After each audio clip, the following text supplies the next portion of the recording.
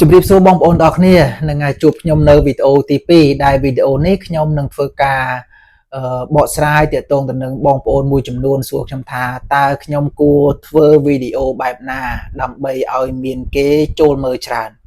អញ្ចឹងនៅក្នុងវីដេអូនេះខ្ញុំនឹងធ្វើការបកស្រាយបងប្អូនបានយល់អំពីចំណុចខ្លះៗ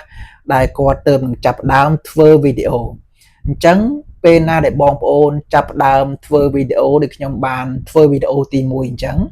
ត្រូវមានទូរស័ព្ទជាមុនសិនហើយទូរស័ព្ទហ្នឹងគឺយើងទិញប្រភេទទូរស័ព្ទ iPhone ទៅដើម្បីយើងបានថតទៅមានលក្ខណៈច្បាស់លាស់ទទួលយកបាន Full K ឬក៏បាន 4K កាន់តែល្អដូចជាតម្លៃទូរស័ព្ទ iPhone 12 Pro Max ក្តីឥឡូវហ្នឹងក៏តម្លៃរៀងធ្លាក់ចុះដែរហើយខ្ញុំថតនេះក៏ខ្ញុំថតតាមរយៈទូរស័ព្ទ iPhone 12 Pro Max ដែរ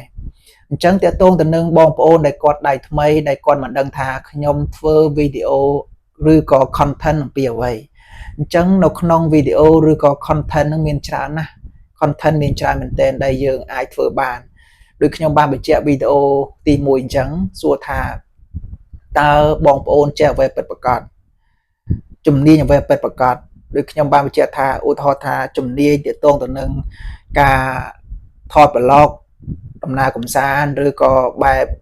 ដំណើរកំសាន្តតាមព្រៃឬក៏ថតសត្វស្វាឬក៏ថតអំពីប្រវត្តិសាស្ត្រឬក៏ធ្វើម្ហូបឬក៏ចែករំលែកនៅចំណេះដឹងផ្សេងដែលបងប្អូនចេះជំនាញពិតប្រាកដណាអញ្ចឹងទាក់ទងទៅនឹងការធ្វើវីដេអូ content នេះមានច្រើនណាស់ទៅតាមចំណេះនិងជំនាញរបស់បងប្អូនទាំងអស់គ្នានៅក្នុង YouTube យើងឃើញថាមួយរយៈនេះវីដេអូបែប AI មានការបុកសម្រុកខ្លាំងវីដេអូ AI ហើយវីដេអូ AI នេះខ្ញុំនឹងធ្វើការបកស្រាយនៅវីដេអូបន្តទៅទៀតហើយនឹងវីដេអូមួយទៀតទាក់ទងទៅនឹងការធ្វើនៅគំនូរជីវចលតុក្កតាក៏មានច្រើនដែរតាមខ្ញុំមើលនៅក្នុង YouTube ទាក់ទងទៅនឹងការធ្វើតុក្កតានេះគឺមានអ្នកតាមដានច្រើនហើយជាពិសេសការធ្វើនៅតុក្កតានេះភាគច្រើនគឺសម្បូរក្មេងៗមើលចាស់នឹងមើលដែរប៉ុន្តែមើលតិចហ្នឹងហើយប៉ុន្តែបាន view ច្រើនហើយក៏ឆាប់គ្រប់គោលការណ៍ច្រើនដែរទាក់ទងទៅនឹងការរកប្រាក់ចំណូលទៅនឹងគំនូរជីវចលនេះខ្ញុំមិនដឹងថា1 view ឬក៏1k ហ្នឹងបានប្រមាណទេបើខ្ញុំធ្លាប់បទពិសោធន៍របស់មិត្តភ័ក្ដិខ្ញុំម្នាក់គាត់បានថតទាក់ទងទៅនឹងអំពីប្រវត្តិសាស្ត្រគាត់រកបានថាក្នុង 1k ប្រវត្តិសាស្ត្រគេឲ្យ 1k ហ្នឹងចូលចិត្ត$1ទៅ$2ដែរគឺបានចំនួនលុយហ្នឹងគឺបានច្រើនគួរសមអញ្ចឹងនឹងគឺជាចំណេះជំនាញរបស់គាត់ដែលគាត់ចេះសូម្បីតែខ្ញុំផ្ទាល់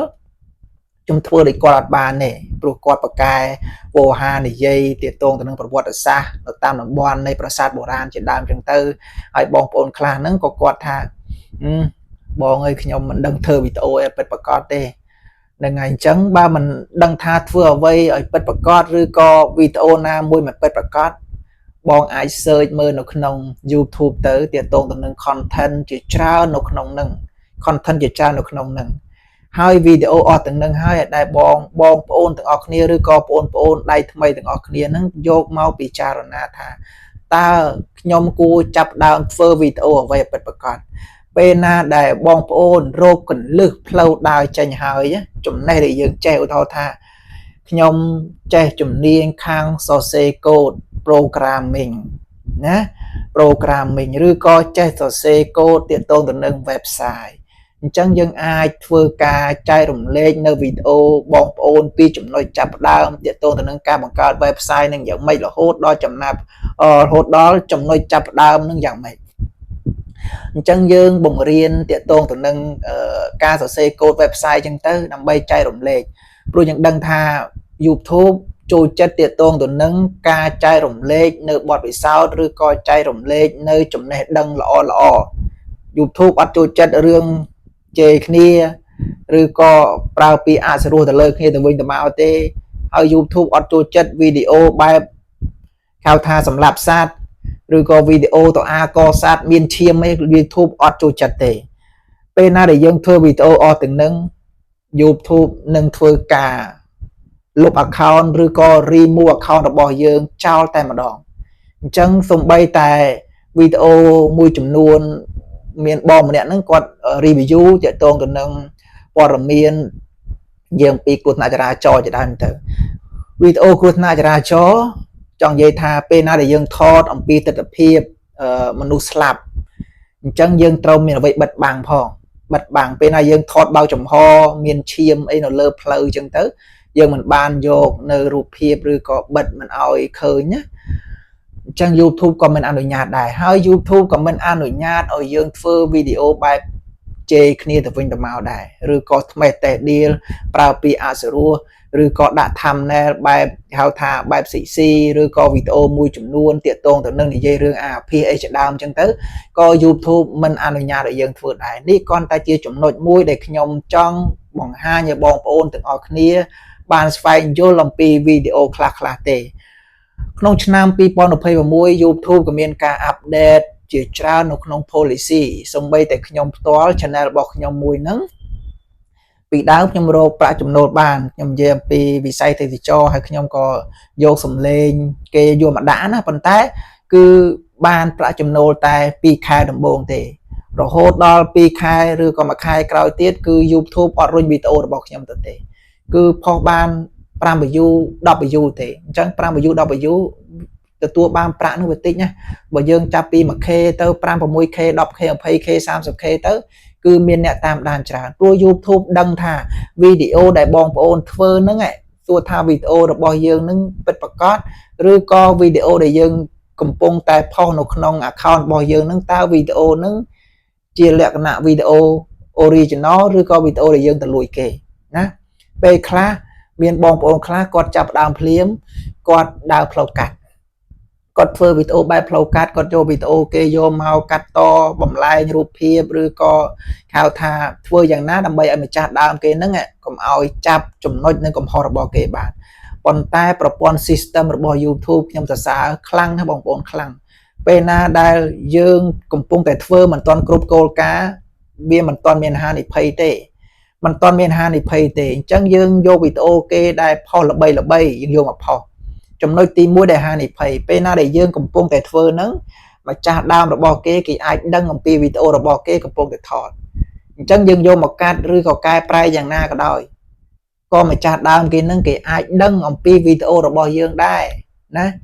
ហើយចំណុចមួយទៀតពេលណាដែលយើងគ្រប់គោលការណ៍បងប្អូនធ្វើការស្នើ monetize នោះ YouTube នឹងធ្វើការពិនិត្យរាល់វីដេអូរបស់យើងទាំងអស់វីដេអូយើងចាប់ពី20 30 40k ឬក៏60វីដេអូក៏ដោយ YouTube នឹងធ្វើការ review វីដេអូយើងទាំងអស់ពេលណាដែល review ដូចខ្ញុំបានបញ្ជាក់អញ្ចឹងបើវីដេអូបងប្អូនបែបលក្ខណៈ original វីដេអូបងប្អូនថតពីទូរស័ព្ទខ្លួនឯងផ្ទាល់ពេលដែលគ្រប់គោលការណ៍ដូចខ្ញុំបានបញ្ជាក់អញ្ចឹង1ម៉ោង2ម៉ោងទៅមួយថ្ងៃ YouTube នឹងធ្វើការ approve ឲ្យយើងភ្លាមនោះយើងនឹងអាចមានសិទ្ធិរកប្រាក់ចំណូលជាមួយ YouTube បានមានបងប្អូនខ្លះគាត់គ្រប់គោលការណ៍ភ្លាមគាត់ចាប់ដើមស្នើទៅក្រុមហ៊ុនភ្លាមគាត់ដេកភ័យបានគាត់ដេកភ័យដោយសារតែវីដេអូរបស់គាត់នឹងផុសទៅដោយសារតែគាត់លួចកម្មសិទ្ធិវីដេអូរបស់អ្នកដទៃធ្វើជាកម្មសិទ្ធិរបស់ខ្លួនអញ្ចឹង YouTube នឹងធ្វើការ review ហើយមានបងប្អូនខ្លះកថា3ថ្ងៃហើយមិនទាន់ឃើញ approve មួយអាទិត្យហើយក៏មិនទាន់ approve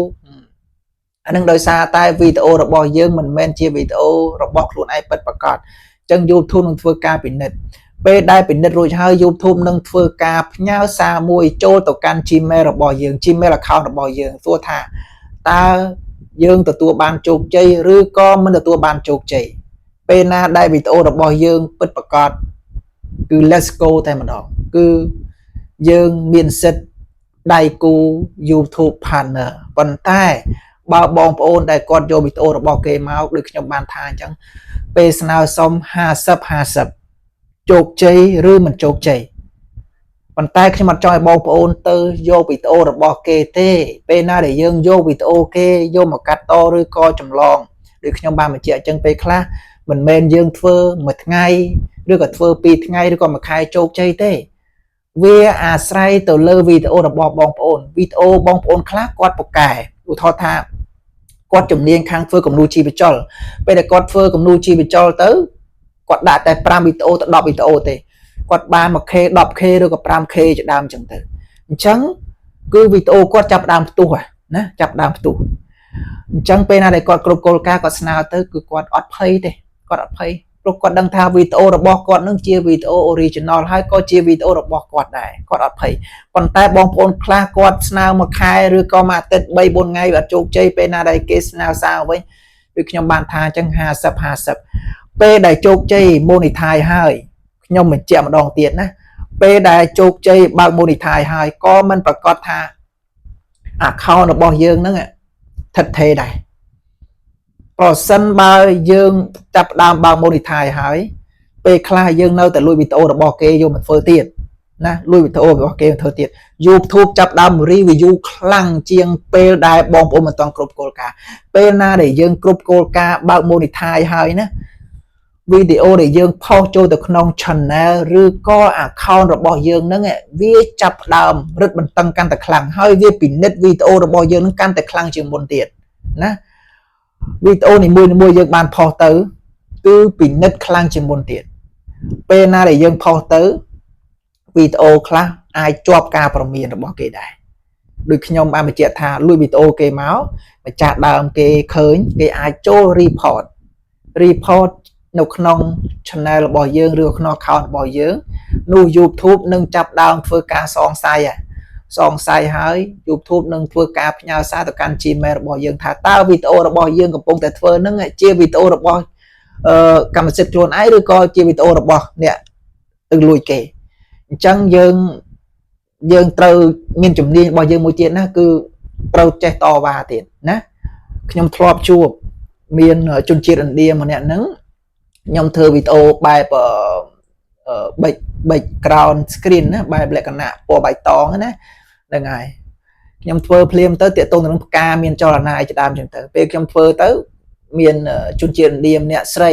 account របស់គាត់គាត់ថាវីដេអូរបស់ខ្ញុំមួយហ្នឹងថាខ្ញុំលួចគាត់ហើយខ្ញុំក៏បានផ្ញើសារថាវីដេអូនេះជាវីដេអូរបស់កម្មសិទ្ធិរបស់ខ្ញុំអត់បានលួចអ្នកទេអញ្ចឹង YouTube នឹងធ្វើការចាប់ដើម review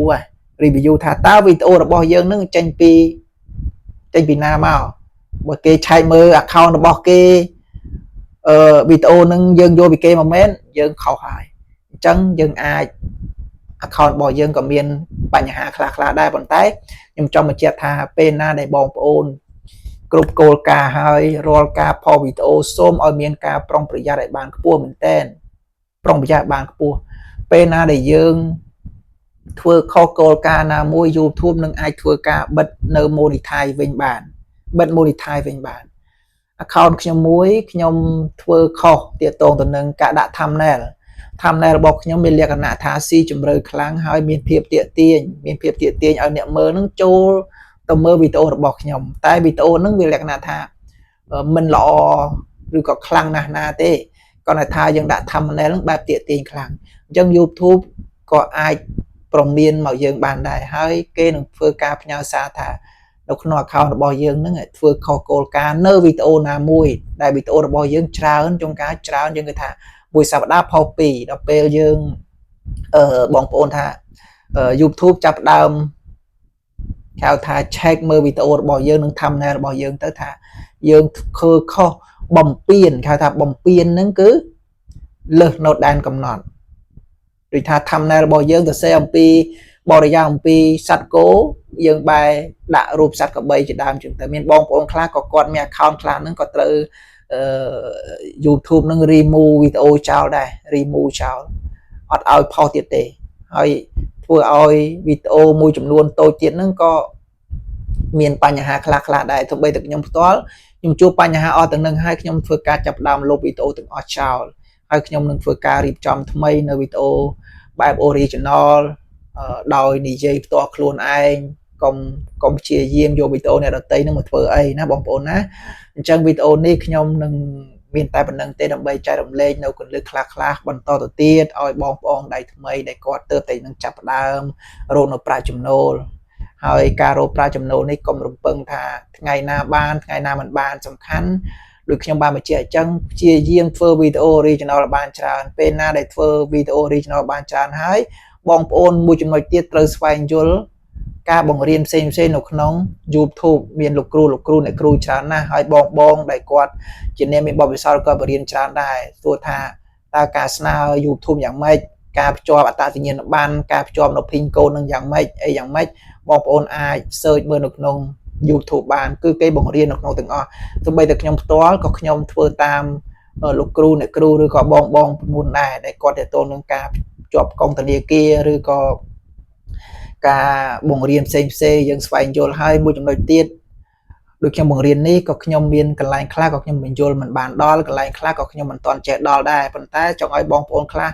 មានពេលវេលាដែលគាត់ចង់ដាក់ចិត្តដាក់កាយរកនៅក្នុងបណ្ដាញវិស័យ MMO នេះមិនថា YouTube ឬមិន Facebook ឬក៏ TikTok ទេឬក៏ Telegram ទេដោយបានបញ្ជាក់អញ្ចឹងការបង្រៀនគឺជាផ្នែកមួយសម្រាប់ឲ្យបងប្អូនបានស្វែងយល់នឹងគឺជាផ្លូវដើរមួយដែរប៉ុន្តែចំណេះមួយទៀតដែលបងប្អូនត្រូវស្វែងយល់បន្ថែមនោះគឺគេហៅថាសិក្សាបន្ថែមតទៅទៀតឬក៏ស្វែងរកពីចំណុចល្អផ្សេងបន្តទៅទៀតណាបងប្អូនទាំងអស់គ្នាអញ្ចឹងនៅក្នុងចំណុចនេះមានតែប៉ុណ្្នឹងដើម្បីចូលរួមចែករំលែកនៅបទពិសោធន៍ខ្លះៗឲ្យបងប្អូនបានយល់ដៃថ្មីទាំងអស់គ្នាអញ្ចឹងខ្ញុំថនសុជាមានតែប៉ុណ្្នឹងទេដើម្បីជូនបងប្អូនទាំងអស់គ្នាហើយខ្ញុំក៏សូមខន្តីអភ័យទោសដោយសារខ្ញុំនិយាយរៀងលឿនបន្តិចហ្នឹងហើយទម្លាប់រៀងនិយាយលឿនបន្តិចនិយាយយឺតអត់សូវពូកែនិយាយទេហ្នឹងហើយអញ្ចឹងវីដេអូនេះមានតែប៉ុណ្្នឹងជូនបងប្អូនទាំងអស់គ្នាឲ្យជោគជ័យនៅក្នុងវិស័យ MMO ទាំងអស់គ្នាដើម្បីរកប្រាក់ចំណូលផ្លាស់ប្ដូរជីវភាពខ្លួនឯងហើយការរកនេះកុំប្រញាប់កុំបង្ខំធ្វើមួយថ្ងៃផុសឲ្យបាន2វីដេអូឬក៏3វីដេអូឲ្យតែវីដេអូរបស់យើងមានគុណភាពជួបខ្ញុំនៅវីដេអូថ្មីៗបន្តទៅទៀតពីខ្ញុំបាទថនសេជាសូមអរគុណនិងសូមជម្រាបលា